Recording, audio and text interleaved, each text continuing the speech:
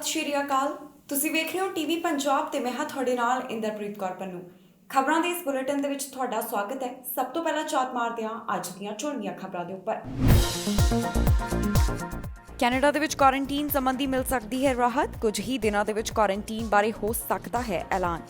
ਭਾਰਤ ਦੇ ਨਾਲ ਉਡਾਨਾਂ ਦੇ ਬਾਰੇ ਏਅਰ ਕੈਨੇਡਾ ਨੇ ਦਿੱਤੀ ਜਾਣਕਾਰੀ। ਜੂਨ 22 ਤੋਂ ਬਾਅਦ ਭਾਰਤ ਦੇ ਨਾਲ ਸ਼ੁਰੂ ਹੋ ਸਕਦੀਆਂ ਉਡਾਨਾਂ।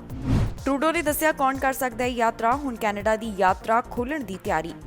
ਲੰਡਨ ਦੀ ਘਟਨਾ ਨੂੰ ਟਰੂਡੋ ਨੇ ਦੱਸਿਆ ਅੱਤਵਾਦੀ ਹਮਲਾ। ਕੈਨੇਡਾ ਦੇ ਮੰਤਰੀਆਂ ਨੇ ਵੀ ਕੀਤਾ ਇਸ ਦੇ ਉੱਪਰ ਦੁੱਖ ਦਾ ਪ੍ਰਗਟਾਵਾ। ਅਮਰੀਕਾ ਦੀ ਯਾਤਰਾ ਦੇ ਵਿੱਚ ਦਿੱਤੀ ਰਾਹਤ। ਕੈਨੇਡਾ ਦਾ ਨਾਮ ਵੀ ਕੀਤਾ ਗਿਆ ਸ਼ਾਮਲ। ਫਰਾਂਸ ਦੇ ਰਾਸ਼ਟਰਪਤੀ ਦੇ ਵੱਜੀ ਚਪੇੜ। ਭੀੜ ਦੇ ਵਿੱਚ ਮੌਜੂਦ ਵਿਅਕਤੀ ਨੇ ਕੀਤਾ ਹਮਲਾ। ਬਰੈਂਪਟਨ ਦੇ ਵਿੱਚ ਪੰਜਾਬੀ ਟਰੱਕ ਡਰਾਈਵਰ ਗ੍ਰਿਫਤਾਰ। ਸ਼ਰਾਬ ਪੀ ਕੇ ਚਲਾ ਰਿਹਾ ਸੀ ਤੇਲ ਦੇ ਨਾਲ ਭਰਿਆ ਟਰੱਕ। ਕੈਨੇਡਾ ਦੇ ਵਿੱਚ ਹੁਣ ਕੌਣ-ਕੌਣ ਯਾਤਰਾ ਕਰ ਸਕਣਗੇ, ਇਸ ਦੀ ਜਾਣਕਾਰੀ ਪ੍ਰਧਾਨ ਮੰਤਰੀ ਜਸਟਿਨ ਟਰੂਡੋ ਨੇ ਸਾਂਝੀ ਕੀਤੀ ਹੈ। ਸਰਕਾਰ ਵੱਲੋਂ ਤਿਆਰੀਆਂ ਕੀਤੀਆਂ ਜਾ ਰਹੀਆਂ ਨੇ ਕਿ ਮੁੜ ਤੋਂ ਅੰਤਰਰਾਸ਼ਟਰੀ ਯਾਤਰਾ ਦੀ ਸ਼ੁਰੂਆਤ ਕੀਤੀ ਜਾ ਸਕੇ। ਮਾਰਚ 2020 ਤੋਂ ਹੀ ਨਾਨ ਐਸੈਂਸ਼ੀਅਲ ਟਰੈਵਲ ਬੰਦ ਕੀਤਾ ਗਿਆ, ਪਰ ਹੁਣ ਸਰਕਾਰ ਵੱਲੋਂ ਇਸ ਨੂੰ ਮੁੜ ਤੋਂ ਚਾਲੂ ਕਰਨ ਦੀ ਤਿਆਰੀ ਕੀਤੀ ਜਾ ਰਹੀ ਹੈ। ਪ੍ਰਧਾਨ ਮੰਤਰੀ ਜਸਟਿਨ ਟਰੂਡੋ ਵੱਲੋਂ ਦੱਸਿਆ ਗਿਆ ਹੈ ਕਿ ਜਿਨ੍ਹਾਂ ਵੱਲੋਂ ਕੋਵਿਡ-19 ਵੈਕਸੀਨ ਦੀਆਂ ਦੋਨੋਂ ਡੋਜ਼ ਲਗਵਾਈਆਂ ਹੋਈਆਂ ਹੋਣਗੀਆਂ ਉਹ ਕੈਨੇਡਾ ਦੇ ਵਿੱਚ ਯਾਤਰਾ ਕਰ ਸਕਣਗੇ, ਪਰ ਇਸ ਦੇ ਲਈ ਸ਼ਰਤ ਹੈ ਕਿ ਇਹ ਕੋਵਿਡ-19 ਵੈਕਸੀਨ WHO ਵੱਲੋਂ ਮਾਨਤਾ ਪ੍ਰਾਪਤ ਹੋਣੀ ਚਾਹੀਦੀ ਹੈ। ਕੈਨੇਡਾ ਵੱਲੋਂ ਕੁਆਰੰਟੀਨ ਦੇ ਵਿੱਚ ਰਾਹਤ ਦਿੱਤੀ ਜਾ ਸਕਦੀ ਹੈ। ਜੀ ਹਾਂ, ਕੈਨੇਡਾ ਉਹਨਾਂ ਨੂੰ ਕੁਆਰੰਟੀਨ ਸੰਬੰਧੀ ਰਾਹਤ ਦੇ ਸਕਦਾ ਹੈ ਜਿਨ੍ਹਾਂ ਦੇ ਕੋਵਿਡ-19 ਵੈਕਸੀਨ ਦੇ ਦੋਨੋਂ ਡੋਜ਼ ਲੱਗ ਗਏ ਨੇ। ਕੈਨੇਡੀਅਨ ਪ੍ਰਧਾਨ ਮੰਤਰੀ ਜਸਟਿਨ ਟਰੂਡੋ ਵੱਲੋਂ ਇਸ ਸੰਬੰਧੀ ਤਿਆਰੀਆਂ ਕੀਤੀਆਂ ਜਾ ਰਹੀਆਂ ਨੇ ਕਿ ਜਿਨ੍ਹਾਂ ਨੇ ਕੋਵਿਡ-19 ਵੈਕਸੀਨ ਦੇ ਦੋਨੋਂ ਸ਼ਾਟ ਲਗਵਾ ਲਏ ਉਹਨਾਂ ਨੂੰ ਕੁਆਰੰਟੀਨ ਦੇ ਵਿੱਚ ਢਿੱਲ ਦਿੱਤੀ ਜਾਵੇ। ਇਸ ਦੇ ਤਹਿਤ ਯਾਤਰੀਆਂ ਨੂੰ 14 ਦਿਨਾਂ ਦੇ ਆਈਸੋਲੇਸ਼ਨ ਪੀਰੀਅਡ ਤੋਂ ਰਾਹਤ ਦਿੱਤੀ ਜਾ ਸਕਦੀ ਹੈ।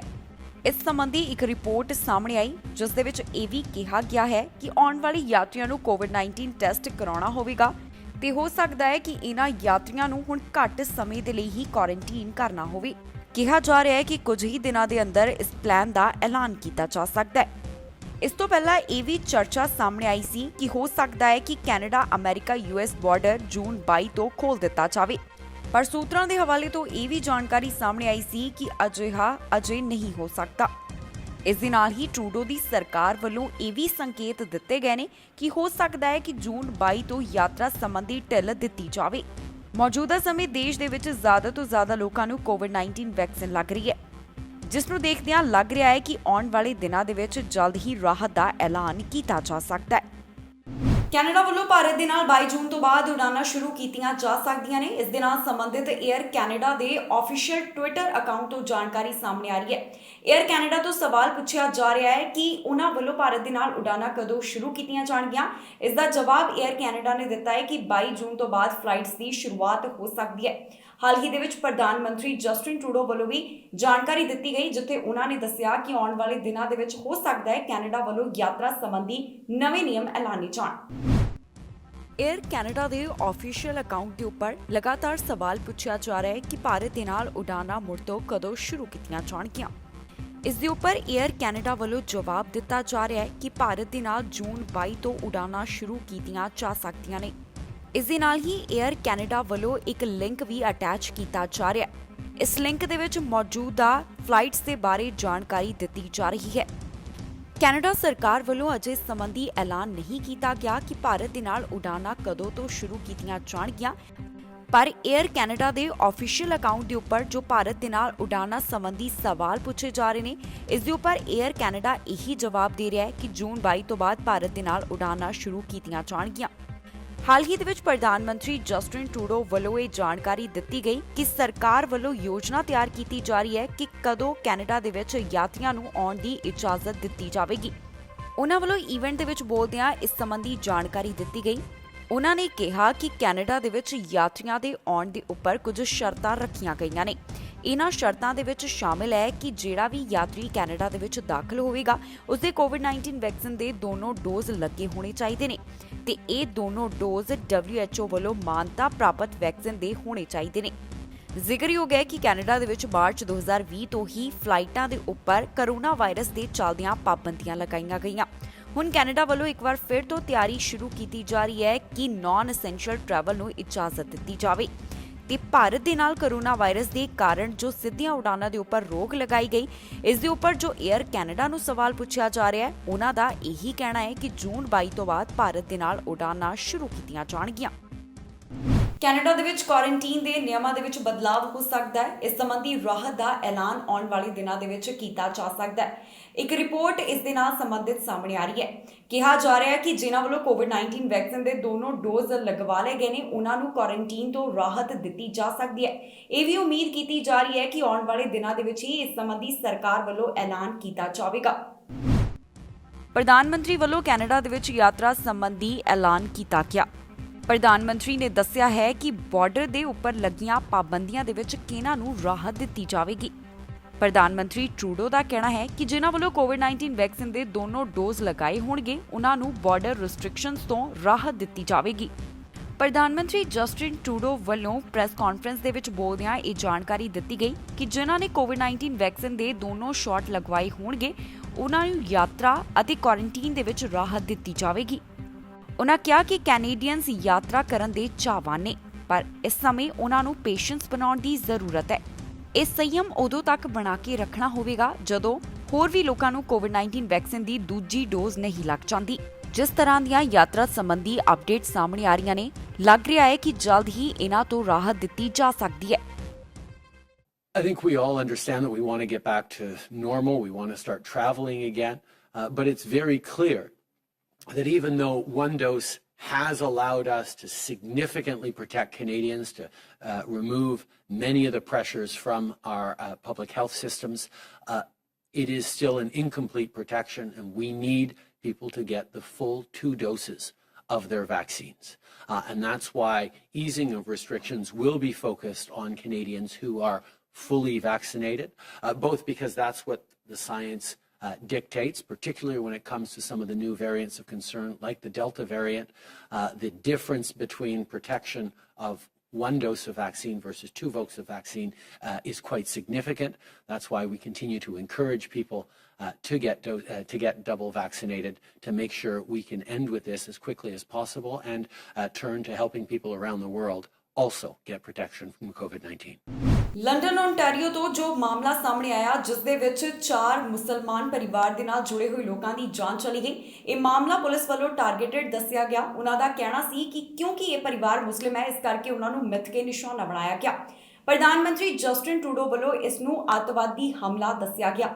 ਇਸ ਦੇ ਨਾਲ ਹੀ ਕੈਨੇਡਾ ਦੇ ਹੋਰ ਵੀ ਕਈ ਮੰਤਰੀਆਂ ਵੱਲੋਂ ਆਪਣੇ ਦੁੱਖ ਦਾ ਪ੍ਰਗਟਾਵਾ ਕੀਤਾ ਗਿਆ ਹੈ। ਲੰਡਨ ਦੇ ਵਿੱਚ ਜੋ ਘਟਨਾ ਵਾਪਰੀ ਹੈ, ਉਸ ਦੇ ਉੱਪਰ ਪ੍ਰਧਾਨ ਮੰਤਰੀ ਜਸਟਿਨ ਟਰੂਡੋ ਨੇ ਵਿਚਾਰਾਂ ਦੀ ਸਾਂਝ ਪਾਉਂਦਿਆਂ ਇਸ ਨੂੰ ਅੱਤਵਾਦੀ ਹਮਲਾ ਦੱਸਿਆ ਹੈ। ਟਰੂਡੋ ਨੇ ਕਿਹਾ ਕਿ ਮੁਸਲਿਮ ਪਰਿਵਾਰ ਦੇ 4 ਮੈਂਬਰਾਂ ਨੂੰ ਮਾਰਨ ਦੀ ਘਟਨਾ ਇੱਕ ਅੱਤਵਾਦੀ ਹਮਲਾ ਹੈ। ਇਹ ਮਾਮਲਾ ਓਨਟਾਰੀਓ ਲੰਡਨ ਤੋਂ ਸਾਹਮਣੇ ਆਇਆ, ਜਿੱਥੇ ਇੱਕ ਮੁਸਲਿਮ ਪਰਿਵਾਰ ਦੇ 4 ਮੈਂਬਰਾਂ ਨੂੰ ਮਾਰ ਦਿੱਤਾ ਗਿਆ। ਇਸ ਘਟਨਾ ਦੌਰਾਨ ਇੱਕ ਬੱਚਾ ਜ਼ਖਮੀ ਹੋਇਆ, ਜਿਸ ਨੂੰ ਹਸਪਤਾਲ ਦੇ ਵਿੱਚ ਭਰਤੀ ਕਰਵਾਇਆ ਗਿਆ, ਜੋ ਇਸ ਸਮੇਂ ਜ਼ੇਰੇ ਇਲਾਜ ਹੈ। ਹਾਊਸ ਆਫ ਕਾਮਨਸ ਦੇ ਵਿੱਚ ਵਿਕਟਮਸ ਦੀ ਯਾਦ ਵਿੱਚ ਕੁਝ ਪਲਾਂ ਦਾ ਮੌਨ ਰੱਖਿਆ ਗਿਆ। ਇਸ ਤੋਂ ਬਾਅਦ ਪ੍ਰਧਾਨ ਮੰਤਰੀ ਨੇ ਇਸ ਘਟਨਾ ਨੂੰ ਨਫ਼ਰਤ ਦੇ ਨਾਲ ਪ੍ਰੇਰਿਤ ਅੱਤਵਾਦੀ ਹਮਲਾ ਦੱਸਿਆ। ਪੁਲਿਸ ਵੱਲੋਂ ਇਸ ਘਟਨਾ ਨੂੰ ਟਾਰਗੇਟਡ ਦੱਸਿਆ ਗਿਆ, ਜਿੱਥੇ ਉਹਨਾਂ ਨੇ ਕਿਹਾ ਕਿ ਸਸਪੈਕਟ ਵੱਲੋਂ ਜਾਣਬੁੱਝ ਕੇ ਆਪਣਾ ਟਰੱਕ ਪਰਿਵਾਰ ਦੇ ਉੱਪਰ ਚੜਾਇਆ ਗਿਆ। ਇਸ ਦੇ ਉੱਪਰ ਐਨਡੀਪੀ ਲੀਡਰ ਜਗਮੀਤ ਸਿੰਘ ਵੱਲੋਂ ਵੀ ਆਪਣੇ ਵਿਚਾਰਾਂ ਦੀ ਸਾਂਝ ਪਾਈ ਗਈ। ਇੱਕ ਪੋਸਟ ਪਾ ਕੇ ਉਹਨਾਂ ਨੇ ਜਾਣਕਾਰੀ ਸਾਂਝੀ ਕੀਤੀ ਕਿ ਅੱਜ ਲੰਡਨ ਦੇ ਵਿੱਚ ਉਹ ਮੁਸਲਿਮ ਪਰਿਵਾਰ ਅਤੇ ਉਹਨਾਂ ਦੇ ਪਰਿਵਾਰਾਂ ਨੂੰ ਜੁਆਇਨ ਕਰਨਗੇ, ਜਿੱਥੇ ਪੀੜਤਾਂ ਨੂੰ ਸ਼ਰਧਾਂਜਲੀ ਦਿੱਤੀ ਜਾਵੇਗੀ, ਉਹਨਾਂ ਦੇ ਵਾਸਤੇ ਦੁਆ ਕੀਤੀ ਜਾਵੇਗੀ। ਐਨਡੀਪੀ ਲੀਡਰ ਜਗਮੀਤ ਸਿੰਘ ਦੇ ਭਰਾ ਅਤੇ ਵਿਧਾਇਕ ਗੁਰਰਤਨ ਸਿੰਘ ਵੱਲੋਂ ਵੀ ਆਪਣੇ ਦੁੱਖ ਦਾ ਪ੍ਰਗਟਾਵਾ ਕੀਤਾ ਗਿਆ। ਉਹਨਾਂ ਨੇ ਕਿਹਾ ਕਿ 215 ਬੱਚਿਆਂ ਦੇ ਰਿਮੇਨਸ ਮਿਲਣ ਦੇ ਠੀਕ 10 ਦਿਨ ਬਾਅਦ ਅਜਿਹੀ ਘਟਨਾ ਸਾਹਮਣੇ ਆਈ, ਜਿੱਥੇ ਇੱਕ ਮੁਸਲਿਮ ਪਰਿਵਾਰ ਨੂੰ ਨਿਸ਼ਾਨਾ ਬਣਾਇਆ ਗਿਆ। ਉਹਨਾਂ ਦਾ ਕਹਿਣਾ ਹੈ ਕਿ ਇਸ ਸਭ ਦੇ ਉੱਪਰ ਹੁਣ ਰੋਕ ਲੱਗਣੀ, ਜਾਣੀ ਕਿ ਫੁੱਲ ਸਟਾਪ ਲੱਗਣਾ ਬੇहद ਜ਼ਰੂਰੀ ਹੈ। ਕੈਨੇਡਾ ਦੇ ਰੱਖਿਆ ਮੰਤਰੀ ਹਰਜੀਤ ਸੱਜਣ ਵੱਲੋਂ ਇਸ ਘਟਨਾ ਨੂੰ ਬੇहद ਦੁੱਖ ਭਰੀ ਦੱਸਿਆ ਗਿਆ। ਉਹਨਾਂ ਨੇ ਕਿਹਾ ਕਿ ਜ਼ਰੂਰਤ ਹੈ ਕਿ ਅਸੀਂ ਸਾਰੇ ਇਕੱਠੇ ਆਈਏ ਤੇ ਇਸ ਤਰ੍ਹਾਂ ਦੀ ਨਫ਼ਰਤ ਨੂੰ ਹੁਣ ਖਤਮ ਕਰੀਏ। ਦੱਸਣਯੋਗ ਹੈ ਕਿ ਇਸ ਘਟਨਾ ਦਾ ਸਸਪੈਕਟ, ਜਿਸ ਦੀ ਉਮਰ 20 ਸਾਲ ਦੱਸੀ ਗਈ, ਉਸ ਦਾ ਨਾਮ ਨੈਥਨਿਲ ਹੈ ਤੇ ਉਸ ਨੂੰ ਕਈ ਚਾਰਜਸ ਦਾ ਸਾਹਮਣਾ ਕਰਨਾ ਪੈ ਰਿਹਾ ਹੈ। ਇਸ ਘਟਨਾ ਦੇ ਪੀੜਤਾਂ ਦੇ ਵੀ ਨਾਮ ਪੁਲਿਸ ਵੱਲੋਂ ਸਾਂਝੇ ਕੀਤੇ ਗਏ ਨੇ, ਜੋ ਕਿ ਸਲਮਾਨ ਅਫਜ਼ਾਲ, ਮਦੀਹਾ ਸਲਮਾਨ, ਯਮਨਾ ਸਲਮਾਨ ਅਤੇ ਅਫਜ਼ਾਲ ਹੈ। ਅਮਰੀਕਾ ਵੱਲੋਂ ਯਾਤਰਾ ਸੰਬੰਧੀ ਨਵੇਂ ਐਲਾਨ ਕੀਤੇ ਗਏ ਜੋ ਉਹਨਾਂ ਵੱਲੋਂ ਪਹਿਲਾਂ ਸਖਤੀਆਂ ਕੀਤੀਆਂ ਗਈਆਂ ਉਸ ਦੇ ਵਿੱਚ ਹੁਣ ਢਿੱਲ ਦਿੱਤੀ ਗਈ ਹੈ। ਇਸ ਦੇ ਵਿੱਚ ਕੈਨੇਡਾ ਦਾ ਨੰਬਰ ਵੀ ਸ਼ਾਮਿਲ ਕੀਤਾ ਗਿਆ। ਵੱਖ-ਵੱਖ ਦੇਸ਼ਾਂ ਨੂੰ ਰੈਂਕਿੰਗ ਦਿੱਤੀ ਗਈ ਸੀ, ਉਸ ਦੇ ਵਿੱਚ ਬਦਲਾਅ ਕੀਤਾ ਗਿਆ। ਹੁਣ ਕੈਨੇਡਾ ਦਾ ਵੀ ਜੋ ਰੈਂਕ ਹੈ ਉਸ ਦੇ ਵਿੱਚ ਬਦਲਾਅ ਕੀਤਾ ਗਿਆ ਹੈ। ਯੂਐਸ ਨੇ 61 ਦੇਸ਼ਾਂ ਦੇ ਵਾਸਤੇ ਟਰੈਵਲ ਰეკਮੈਂਡੇਸ਼ਨ ਦੇ ਵਿੱਚ ਰਾਹਤ ਦਿੱਤੀ ਹੈ। ਇਸ ਦੇ ਵਿੱਚ ਯੂਐਸ ਵੱਲੋਂ ਕੈਨੇਡਾ ਨੂੰ ਵੀ ਸ਼ਾਮਿਲ ਕੀਤਾ ਗਿਆ। ਜੀ ਹਾਂ, the US Center for Disease Control and Prevention ਵੱਲੋਂ 61 ਦੇਸ਼ਾਂ ਦੇ ਵਾਸਤੇ ਨਵੀਆਂ ਰეკਮੈਂਡੇਸ਼ਨ ਦਿੱਤੀਆਂ ਗਈਆਂ, ਜਾਣੀ ਕਿ ਟਰੈਵਲ ਰეკਮੈਂਡੇਸ਼ਨ ਦੇ ਵਿੱਚ ਰਾਹਤ ਦਿੱਤੀ ਗਈ ਹੈ। ਇਸ ਦੇ ਵਿੱਚ ਜਾਪਾਨ ਨੂੰ ਲੈਵਲ 4 ਦੇ ਉੱਪਰ ਰੱਖਿਆ ਗਿਆ ਹੈ। ਨਵੀਂ ਰੇਟਿੰਗ CDC ਦੀ ਵੈਬਸਾਈਟ ਦੇ ਉੱਪਰ ਜਾਰੀ ਕੀਤੀ ਗਈ ਹੈ, ਜਿਸ ਦੇ ਵਿੱਚ France, south Africa, Canada, Mexico, Russia, Spain ਅਤੇ ਇਟਲੀ ਨੂੰ ਲੈਵਲ 3 ਦੇ ਵਿੱਚ ਸ਼ਾਮਿਲ ਕਰ ਦਿੱਤਾ ਗਿਆ ਹੈ। US ਸਟੇਟ ਡਿਪਾਰਟਮੈਂਟ ਨੇ ਕਿਹਾ ਕਿ ਉਹਨਾਂ ਵੱਲੋਂ ਆਪਣੀ ਟਰੈਵਲ ਐਡਵਾਈਜ਼ਰੀ ਨੂੰ ਰਿਵਾਈਜ਼ ਕੀਤਾ ਗਿਆ। ਮਈ 24 ਨੂੰ ਸਟੇਟ ਡਿਪਾਰਟਮੈਂਟ ਵੱਲੋਂ ਜਾਪਾਨ ਟਰੈਵਲ ਕਰਨ ਦੇ ਲਈ ਰੋਕਿਆ ਜਾ ਰਿਹਾ ਸੀ। ਇਹ ਸਭ ਕੁਝ ਕੋਰੋਨਾ ਵਾਇਰਸ ਅਤੇ 올림픽ਸ ਨੂੰ ਧਿਆਨ ਵਿੱਚ ਰੱਖਦਿਆਂ ਕੀਤਾ ਗਿਆ, ਜਿਸ ਦੀ ਸ਼ੁਰੂਆਤ ਜੁਲਾਈ 23 ਤੋਂ ਹੋਣ ਜਾ ਰਹੀ ਹੈ। ਇਸ ਲੈਵਲ 3 ਦੇ ਵਿੱਚ ਇੰਡੋਨੇਸ਼ੀਆ, ਡੈਨਮਾਰਕ, ਮਲੇਸ਼ੀਆ, ਲੀਬੀਆ ਅਤੇ ਹੋਰ ਵੀ ਕਈ ਦੇਸ਼ਾਂ ਨੂੰ ਸ਼ਾਮਿਲ ਕੀਤਾ ਗਿਆ। ਮੌਜੂਦਾ ਸਮੇਂ ਯੂਨਾਈਟਿਡ ਸਟੇਟਸ ਦੇ ਵੱਲੋਂ China, United Kingdom, Ireland, India, south Africa, Brazil, Iran ਅਤੇ ਕੁਝ ਯੂਰਪ ਦੇ ਦੇਸ਼ਾਂ ਦੇ ਨਾਲ ਨਾਨ ਐਸੈਂਸ਼ੀਅਲ ਟਰੈਵਲ ਦੇ ਉੱਪਰ ਰੋਕ ਲਗਾਈ ਗਈ ਹੈ। ਭੀੜ ਦੇ ਵਿੱਚੋਂ ਇੱਕ ਵਿਅਕਤੀ ਵੱਲੋਂ ਫਰਾਂਸ ਦੇ ਰਾਸ਼ਟਰਪਤੀ ਦੇ ਉੱਪਰ ਹਮਲਾ ਕੀਤਾ ਗਿਆ, ਜਿੱਥੇ ਉਸ ਵੱਲੋਂ ਰਾਸ਼ਟਰਪਤੀ ਦੇ ਚਪੇੜ ਮਾਰੀ ਗਈ ਹੈ। ਦਰਅਸਲ ਰਾਸ਼ਟਰਪਤੀ ਦੱਖਣ ਪੂਰਬੀ ਫਰਾਂਸ ਦੇ ਦੌਰੇ ਦੇ ਉੱਪਰ ਗਏ ਹੋਏ ਸਨ। ਉਹ ਜਦੋਂ ਭੀੜ ਨੂੰ ਗ੍ਰੀਟ ਕਰਨ ਦੇ ਲਈ ਅੱਗੇ ਵਧੇ ਤਾਂ ਇੱਕ ਭੀੜ ਦੇ ਵਿੱਚ ਮੌਜੂਦ ਸ਼ਖਸ ਦੇ ਵੱਲੋਂ ਉਹਨਾਂ ਨੂੰ ਚਪੇੜ ਜੜ ਦਿੱਤੀ ਗਈ। ਇਸ ਤੋਂ ਬਾਅਦ ਸਿਕਿਉਰਿਟੀ ਪ੍ਰਸ਼ਾਸਨ ਹਰਕਤ ਦੇ ਵਿੱਚ ਆਇਆ। ਜਾਣਕਾਰੀ ਦੇ ਮੁਤਾਬਕ ਇਸ ਸੰਬੰਧੀ 2 ਸਸਪੈਕਟ ਗ੍ਰਿਫਤਾਰ ਕੀਤੇ ਗਏ ਨੇ। ਫਰਾਂਸ ਦੇ ਰਾਸ਼ਟਰਪਤੀ ਦੇ ਵੱਜਿਆ ਥੱਪੜ। ਭੀੜ ਦੇ ਵਿੱਚ ਮੌਜੂਦ ਵਿਅਕਤੀ ਨੇ ਰਾਸ਼ਟਰਪਤੀ ਦੇ ਮਾਰਿਆ ਥੱਪੜ। ਫਰਾਂਸ ਦੇ ਰਾਸ਼ਟਰਪਤੀ ਐਮੂਅਲ ਮੈਕਰੋਨ ਦਾ ਸਾਊਥ ਈਸਟਰਨ ਫਰਾਂਸ ਦੇ ਵਿੱਚ ਕਾਫੀ ਜ਼ਿਆਦਾ ਰੂਡ ਵੈਲਕਮ ਹੋਇਆ। ਇੱਥੇ ਭੀੜ ਦੇ ਵਿੱਚ ਮੌਜੂਦ ਇੱਕ ਵਿਅਕਤੀ ਵੱਲੋਂ ਰਾਸ਼ਟਰਪਤੀ ਦੇ ਮੂੰਹ ਦੇ ਉੱਪਰ ਚਪੇੜ ਮਾਰੀ ਗਈ। ਇਸ ਮਾਮਲੇ ਸੰਬੰਧੀ ਅਥਾਰਟੀਜ਼ ਦੇ ਵੱਲੋਂ 2 ਸਸਪੈਕਟ ਕਾਬੂ ਕੀਤੇ ਗਏ ਨੇ। ਇਹਨਾਂ ਦੀ ਗ੍ਰਿਫਤਾਰੀ ਇਸ ਘਟਨਾ ਦੇ ਸੰਬੰਧ ਦੇ ਵਿੱਚ ਕੀਤੀ ਗਈ ਹੈ। ਦਰਅਸਲ ਰਾਸ਼ਟਰਪਤੀ ਫਰਾਂਸ ਦੇ ਡਰੋਮ ਖੇਤਰ ਦੇ ਵਿੱਚ ਗਏ ਹੋਏ ਸਨ। ਇੱਥੇ ਲੋਕਲ ਹਾਈ ਸਕੂਲ ਦੇ ਵਿੱਚ ਜੋ ਜੌਬ ਟ੍ਰੇਨਿੰਗ ਇਵੈਂਟ ਕਰਵਾਇਆ ਗਿਆ, ਉਸ ਤੋਂ ਰਾਸ਼ਟਰਪਤੀ ਰੁਖਸਤ ਹੋ ਰਹੇ ਸਨ, ਜਿਸ ਦੌਰਾਨ ਉਹ ਭੀੜ ਨੂੰ ਗ੍ਰੀਟ ਕਰਨ ਦੇ ਵਾਸਤੇ ਰੁਕੇ। ਜੋ ਫੁਟੇਜ ਸਾਹਮਣੇ ਆਈ ਹੈ ਉਸ ਦੇ ਵਿੱਚ ਸਾਫ਼ ਤੌਰ ਦੇ ਉੱਪਰ ਦੇਖਿਆ ਜਾ ਸਕਦਾ ਹੈ ਕਿ ਮੈਕਰੂਨ ਵੱਲੋਂ ਮਾਸਕ ਪਹਿਨਿਆ ਹੋਇਆ ਹੈ ਤੇ ਉਹ ਭੀੜ ਤੱਕ ਪਹੁੰਚਣ ਦੀ, ਜਾਣੀ ਕਿ ਉਹਨਾਂ ਨੂੰ ਗ੍ਰੀਟ ਕਰਨ ਦੀ ਕੋਸ਼ਿਸ਼ ਕਰ ਰਹੇ ਨੇ। ਇੱਥੇ ਮੈਟਲ ਬੈਰੀਗੇਡ ਲੱਗੇ ਹੋਏ ਨੇ। ਮੈਕਰੂਨ ਵੱਲੋਂ ਆਪਣਾ ਹੱਥ ਅੱਗੇ ਵਧਾਇਆ ਜਾ ਰਿਹਾ ਹੈ ਤਾਂ ਕਿ ਇੱਥੇ ਮੌਜੂਦ ਭੀੜ ਨੂੰ ਗ੍ਰੀਟ ਕੀਤਾ ਜਾਵੇ। ਫਿਰ ਜਿਸ ਵਿਅਕਤੀ ਨੇ ਹਰੇ ਰੰਗ ਦੀ ਸ਼ਰਟ ਪਾਈ ਹੋਈ ਹੈ ਉਸ ਵੱਲੋਂ ਮੈਕਰੂਨ ਦੇ ਉੱਪਰ ਹੱਥ ਚੁੱਕਿਆ ਜਾਂਦਾ ਹੈ। ਇਸ ਤੋਂ ਬਾਅਦ ਮੈਕਰੂਨ ਦੀ ਸਿਕਿਉਰਿਟੀ ਟੀਮ ਹਰਕਤ ਦੇ ਵਿੱਚ ਆਈ ਤੇ ਉਹਨਾਂ ਨੇ ਤੁਰੰਤ ਹੀ ਰਾਸ਼ਟਰਪਤੀ ਨੂੰ ਪੂਰੀ ਸੁਰੱਖਿਆ ਦੇ ਨਾਲ ਇੱਥੋਂ ਕੱਢ ਲਿਆ। ਮੈਕਰੂਨ ਵੱਲੋਂ ਇਸ ਹਾਦਸੇ ਦੇ ਉੱਪਰ ਆਪਣੀ ਪ੍ਰਤੀਕਿਰਿਆ ਸਾਂਝੀ ਕੀਤੀ ਗਈ, ਜਿੱਥੇ ਉਹਨਾਂ ਨੇ ਇਸ ਨੂੰ ਆਈਸੋਲੇਟਡ ਐਕਟ ਦੱਸਿਆ ਹੈ। Allez, venez là. Un petit coup. Macronie. Oh là, oh là, oh là, oh là, oh là. Viens là. Oh là, oh là. Oh. Oh non, ils sont cons, quoi. Oh. Oh non, non, mais n'importe quoi. Allez, venez là. Un petit coup. Macronie. Oh là, oh là, oh là, oh là, oh là. Viens là. Oh là, oh là. Oh. Oh non, ils sont cons, quoi. Oh. Oh non, non, mais n'importe quoi. Brampton ਤੋਂ ਇੱਕ ਅਜਿਹਾ ਮਾਮਲਾ ਸਾਹਮਣੇ ਆਇਆ ਜਿੱਥੇ ਇੱਕ Punjabi truck driver ਨੂੰ ਗ੍ਰਿਫਤਾਰ ਕੀਤਾ ਗਿਆ। ਇਸ ਦੇ ਉੱਪਰ ਦੋਸ਼ ਹੈ ਕਿ ਉਸ ਵੱਲੋਂ ਸ਼ਰਾਬ ਪੀ ਕੇ ਤੇਲ ਦੇ ਨਾਲ ਭਰਿਆ ਹੋਇਆ ਟਰੱਕ ਚਲਾਇਆ ਜਾ ਰਿਹਾ ਸੀ। ਜਦੋਂ ਪੁਲਿਸ ਨੂੰ ਵਾਹਨ ਦੇ ਉੱਪਰ ਸ਼ੱਕ ਹੋਇਆ, ਇਸ ਨੂੰ ਰੁਕਵਾਉਣ ਦੇ ਉੱਪਰ ਜਾਂਚ ਕੀਤੀ ਗਈ ਤਾਂ ਪਤਾ ਚੱਲਿਆ ਕਿ ਡਰਾਈਵਰ ਨੇ ਸ਼ਰਾਬ ਪੀਤੀ ਹੋਈ ਸੀ। ਨਾਲ ਹੀ ਉਸ ਵੱਲੋਂ ਆਪਣੀ ਲੌਗਬੁੱਕ ਦੇ ਨਾਲ ਵੀ ਛੇੜਛਾੜ ਕੀਤੀ ਹੋਈ ਸੀ। ਮਾਮਲਾ ਬ੍ਰੈਂਪਟਨ ਤੋਂ ਸਾਹਮਣੇ ਆਇਆ ਜਿੱਥੇ ਇੱਕ ਟਰੱਕ ਡਰਾਈਵਰ ਨੂੰ ਗ੍ਰਿਫਤਾਰ ਕੀਤਾ ਗਿਆ। ਇਸ ਟਰੱਕ ਡਰਾਈਵਰ ਵੱਲੋਂ ਸ਼ਰਾਬ ਪੀ ਕੇ ਪੈਟਰੋਲ ਦੇ ਨਾਲ ਭਰਿਆ ਹੋਇਆ ਟੈਂਕ ਚਲਾਇਆ ਜਾ ਰਿਹਾ ਸੀ। ਇਹ ਮਾਮਲਾ ਓਨਟਾਰੀਓ ਦੇ ਹਾਈਵੇ 401 ਦਾ ਦੱਸਿਆ ਜਾ ਰਿਹਾ ਹੈ, ਜਿੱਥੇ ਸ਼ਰਾਬ ਪੀ ਕੇ ਟਰੱਕ ਡਰਾਈਵਰ ਵੱਲੋਂ ਪੈਟਰੋਲੀਅਮ ਦੇ ਨਾਲ ਭਰੇ ਹੋਏ ਟੈਂਡਮ ਟੈਂਕ ਟ੍ਰੇਲਰ ਨੂੰ ਚਲਾਇਆ ਜਾ ਰਿਹਾ ਸੀ। ਇਸ ਦੇ ਵਿੱਚ 57,000 ਲੀਟਰ ਪੈਟਰੋਲੀਅਮ ਪਦਾਰਥ ਸੀ।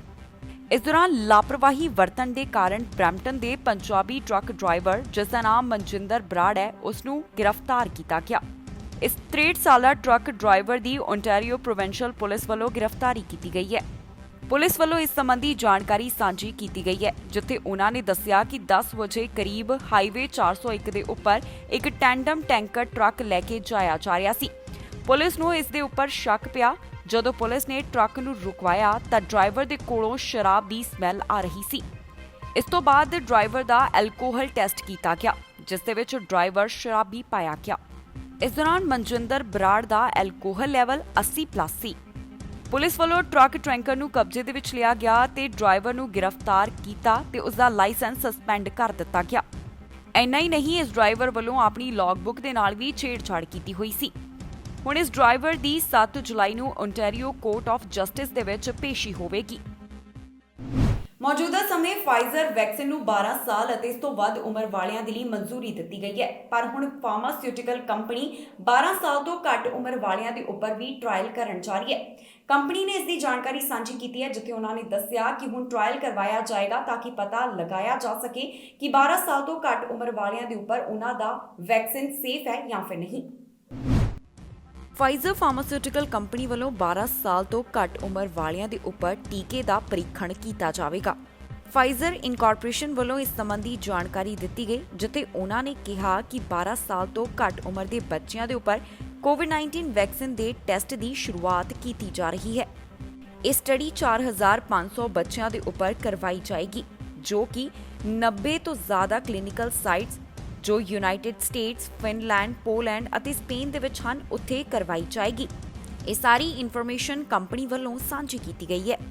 ਜ਼ਿਕਰਯੋਗ ਹੈ ਕਿ ਯੂਰਪ, ਅਮਰੀਕਾ ਅਤੇ ਕੈਨੇਡਾ ਦੇ ਵਿੱਚ ਫਾਈਜ਼ਰ ਵੈਕਸੀਨ 12 ਸਾਲ ਤੋਂ 17 ਸਾਲ ਵਾਲਿਆਂ ਦੇ ਲਈ ਅਪਰੂਵ ਕੀਤੀ ਜਾ ਚੁੱਕੀ ਹੈ। ਕੰਪਨੀ ਨੇ ਦੱਸਿਆ ਹੈ ਕਿ 10 ਮਾਈਕਰੋਗ੍ਰਾਮ ਡੋਜ਼ 5 ਤੋਂ 11 ਸਾਲ ਵਾਲਿਆਂ ਦੇ ਲਈ ਅਤੇ 3 ਮਾਈਕਰੋਗ੍ਰਾਮ ਜਿਨ੍ਹਾਂ ਦੀ ਉਮਰ 6 ਮਹੀਨੇ ਤੋਂ 5 ਸਾਲ ਦੇ ਵਿਚਕਾਰ ਹੈ, ਉਹਨਾਂ ਦੇ ਉੱਪਰ ਵਰਤੀ ਜਾਵੇਗੀ। ਜਲਦ ਹੀ ਕੰਪਨੀ ਵੱਲੋਂ ਇਸ ਉਮਰ ਵਰਗ ਦੇ ਉੱਪਰ ਆਪਣੇ ਟ੍ਰਾਇਲ ਜਾਣੀ ਕਿ ਸਟੱਡੀ ਦੀ ਸ਼ੁਰੂਆਤ ਕੀਤੀ ਜਾਵੇਗੀ। ਮੌਜੂਦਾ ਸਮੇਂ ਕੈਨੇਡਾ ਦੇ ਵਿੱਚ 12 ਸਾਲ ਅਤੇ ਇਸ ਤੋਂ ਵੱਧ ਉਮਰ ਵਾਲਿਆਂ ਦੇ ਲਈ ਫਾਈਜ਼ਰ ਟੀਕੇ ਨੂੰ ਅਪਰੂਵ ਕੀਤਾ ਜਾ ਚੁੱਕਿਆ ਹੈ। ਹਾਲ ਹੀ ਦੇ ਵਿੱਚ ਮਾਡਰਨਾ ਵੱਲੋਂ ਵੀ ਮਨਜ਼ੂਰੀ ਦੀ ਆਸ ਕੀਤੀ ਜਾ ਰਹੀ ਹੈ ਕਿ ਕੈਨੇਡਾ ਵੱਲੋਂ 12 ਤੋਂ 17 ਸਾਲ ਵਾਲਿਆਂ ਦੇ ਲਈ ਇਸ ਟੀਕੇ ਜਾਣੀ ਕਿ ਮਾਡਰਨਾ ਟੀਕੇ ਨੂੰ ਹਰੀ ਝੰਡੀ ਦੇ ਦਿੱਤੀ ਜਾਵੇ। ਕੈਨੇਡਾ ਦੇ ਵਿੱਚ ਹੁਣ ਕੋਰੋਨਾ ਵਾਇਰਸ ਦੇ ਮਾਮਲਿਆਂ ਦੀ ਰਫ਼ਤਾਰ ਘੱਟ ਹੋਣ ਲੱਗੀ ਹੈ। ਜ਼ਿਆਦਾ ਤੋਂ ਜ਼ਿਆਦਾ ਆਬਾਦੀ ਨੂੰ ਕੋਵਿਡ-19 ਵੈਕਸੀਨ ਲਗਾਈ ਜਾ ਰਹੀ ਹੈ। ਇਸ ਖਬਰ ਦੇ ਵਿੱਚ ਜਾਣਕਾਰੀ ਤੁਹਾਨੂੰ ਦਿਆਂਗੇ ਕਿ ਕੈਨੇਡਾ ਦੇ ਕਿਸ ਹਿੱਸੇ ਤੋਂ ਕਿੰਨੇ ਕੋਰੋਨਾ ਵਾਇਰਸ ਦੇ ਮਾਮਲੇ ਸਾਹਮਣੇ ਆਏ, ਨਾਲ ਹੀ ਦੱਸਾਂਗੇ ਕਿ ਇਸ ਸਮੇਂ ਕੈਨੇਡਾ ਦੇ ਵਿੱਚ ਕੀ ਹੈ ਕੋਰੋਨਾ ਵਾਇਰਸ ਦੀ ਮੌਜੂਦਾ ਸਥਿਤੀ। ਓਨਟਾਰੀਓ ਤੋਂ 24 ਘੰਟਿਆਂ ਦੌਰਾਨ 469 ਕੋਰੋਨਾ ਵਾਇਰਸ ਦੇ ਨਵੇਂ ਮਾਮਲੇ ਸਾਹਮਣੇ ਆਏ। ਪ੍ਰੋਵਿੰਸ ਦੇ ਵਿੱਚ ਹੁਣ ਤੱਕ 5,37,076 ਕੋਰੋਨਾ ਵਾਇਰਸ ਦੇ ਮਾਮਲੇ ਆ ਚੁੱਕੇ ਹਨ। ਸਤੰਬਰ ਮਹੀਨੇ ਤੋਂ ਬਾਅਦ ਹੁਣ ਓਨਟਾਰੀਓ ਦੇ ਵਿੱਚ ਇੰਨੇ ਘੱਟ ਮਾਮਲੇ ਸਾਹਮਣੇ ਆਏ ਹਨ। ਟੋਰਾਂਟੋ ਤੋਂ 182, ਪੀਲ ਰੀਜਨ ਤੋਂ 76, ਡੋਹਰਮ ਰੀਜਨ ਤੋਂ 30 ਮਾਮਲੇ ਰਿਕਾਰਡ ਕੀਤੇ ਗਏ ਨੇ। 24 ਘੰਟਿਆਂ ਦੌਰਾਨ 18 ਮੌਤਾਂ ਦਰਜ ਕੀਤੀਆਂ ਗਈਆਂ, ਜਿਸ ਦੇ ਨਾਲ ਹੁਣ ਤੱਕ ਦਾ ਮੌਤਾਂ ਦਾ ਅੰਕੜਾ 8,887 ਹੋ ਗਿਆ। ਓਨਟਾਰੀਓ ਦੇ ਵਿੱਚ ਹੁਣ ਤੱਕ 5,20,811 ਦੇ ਕਰੀਬ ਰਿਕਵਰਡ ਕੋਰੋਨਾ ਦੇ ਮਾਮਲੇ ਸਾਹਮਣੇ ਆਏ।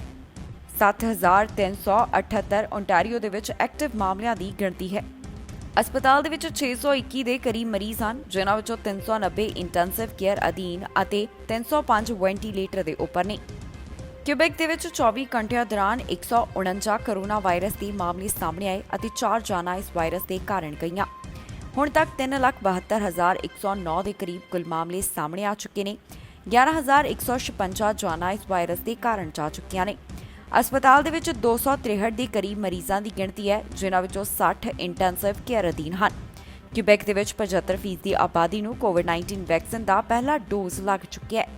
ਕੈਨੇਡਾ ਦੇ ਵਿੱਚ ਹੁਣ ਤੱਕ 25,788 ਜਾਨਾਂ ਕੋਰੋਨਾ ਵਾਇਰਸ ਦੇ ਕਾਰਨ ਗਈਆਂ। ਇਸ ਦੇ ਨਾਲ ਹੀ 13.5 ਮਿਲੀਅਨ ਦੇ ਕਰੀਬ ਅਜਿਹੇ ਹਨ ਜਿਨ੍ਹਾਂ ਵੱਲੋਂ ਕੋਰੋਨਾ ਵਾਇਰਸ ਨੂੰ ਮਾਤ ਦਿੱਤੀ ਗਈ। ਡੈਲਟਾ ਐਂਟੀ ਗੈਂਗ ਟੀਮ ਵੱਲੋਂ ਲਗਾਤਾਰ ਕਾਰਵਾਈ ਕੀਤੀ ਜਾ ਰਹੀ ਹੈ। ਪਿਛਲੇ ਹਫ਼ਤੇ ਵੀ ਉਹਨਾਂ ਵੱਲੋਂ ਕਈਆਂ ਨੂੰ ਗ੍ਰਿਫਤਾਰ ਕੀਤਾ ਗਿਆ। ਇਸ ਹਫ਼ਤੇ ਉਹਨਾਂ ਵੱਲੋਂ 21 ਜਣਿਆਂ ਨੂੰ ਗ੍ਰਿਫਤਾਰ ਕੀਤਾ ਗਿਆ। ਇਸ ਦੇ ਨਾਲ ਹੀ ਉਹਨਾਂ ਦੇ ਕੋਲੋਂ ਹਥਿਆਰ ਅਤੇ ਹੋਰ ਵੀ ਕਈ ਚੀਜ਼ਾਂ ਬਰਾਮਦ ਕੀਤੀਆਂ ਗਈਆਂ ਨੇ। Delta police anti gang team ਵੱਲੋਂ ਲਗਾਤਾਰ ਕਾਰਵਾਈ ਕੀਤੀ ਜਾ ਰਹੀ ਹੈ। ਇੱਕ ਵਾਰ ਫਿਰ ਤੋਂ ਉਹਨਾਂ ਨੇ ਹਫ਼ਤੇ ਦੇ ਵਿੱਚ 20 ਜਣਿਆਂ ਨੂੰ ਗ੍ਰਿਫਤਾਰ ਕੀਤਾ ਹੈ।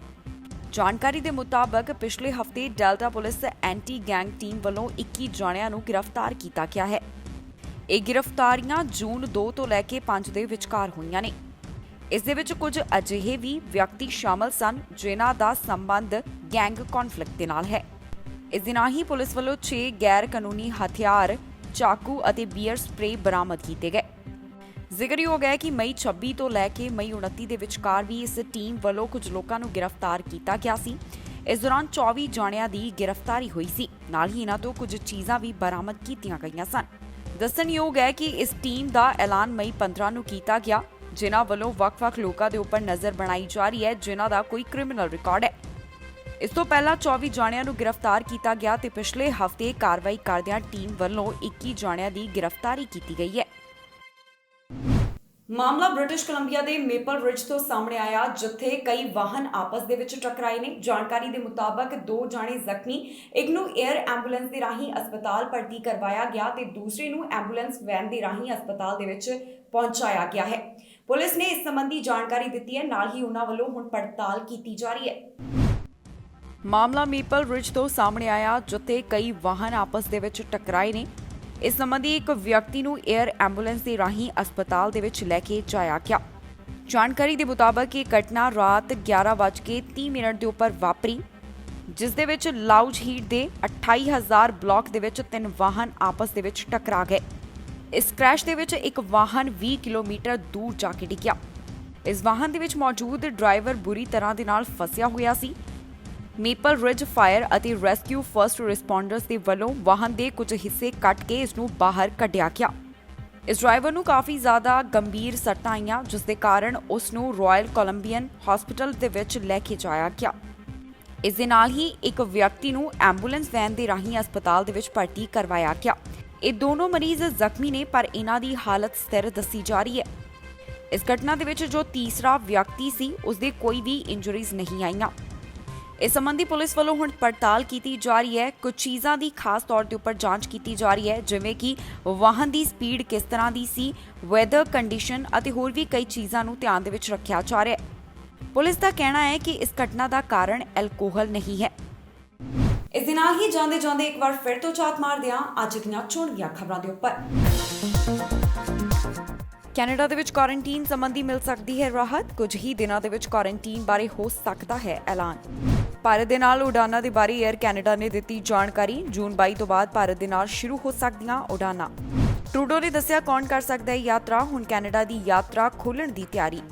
ਲੰਡਨ ਦੀ ਘਟਨਾ ਨੂੰ ਟਰੂਡੋ ਨੇ ਦੱਸਿਆ ਅੱਤਵਾਦੀ ਹਮਲਾ। ਕੈਨੇਡਾ ਦੇ ਮੰਤਰੀਆਂ ਨੇ ਵੀ ਕੀਤਾ ਇਸ ਦੇ ਉੱਪਰ ਦੁੱਖ ਦਾ ਪ੍ਰਗਟਾਵਾ। ਅਮਰੀਕਾ ਨੇ ਯਾਤਰਾ ਦੇ ਵਿੱਚ ਦਿੱਤੀ ਰਾਹਤ। ਕੈਨੇਡਾ ਦਾ ਨਾਮ ਵੀ ਕੀਤਾ ਗਿਆ ਸ਼ਾਮਲ। ਫਰਾਂਸ ਦੇ ਰਾਸ਼ਟਰਪਤੀ ਦੇ ਵੱਜੀ ਚਪੇੜ। ਭੀੜ ਦੇ ਵਿੱਚ ਮੌਜੂਦ ਵਿਅਕਤੀ ਨੇ ਕੀਤਾ ਹਮਲਾ। ਬਰੈਂਪਟਨ ਦੇ ਵਿੱਚ ਪੰਜਾਬੀ ਟਰੱਕ ਡਰਾਈਵਰ ਗ੍ਰਿਫਤਾਰ। ਸ਼ਰਾਬ ਪੀ ਕੇ ਚਲਾ ਰਿਹਾ ਸੀ ਤੇਲ ਦੇ ਨਾਲ ਭਰਿਆ ਟਰੱਕ। ਖਬਰਾਂ ਦੇ ਇਸ ਬੁਲੇਟਿਨ ਦੇ ਵਿੱਚ ਇੰਨਾ ਹੀ। ਨਵੀਆਂ ਤੇ ਤਾਜ਼ੀਆਂ ਖਬਰਾਂ ਲੈ ਕੇ ਫਿਰ ਤੋਂ ਹਾਜ਼ਰ ਹੋਵਾਂਗੇ।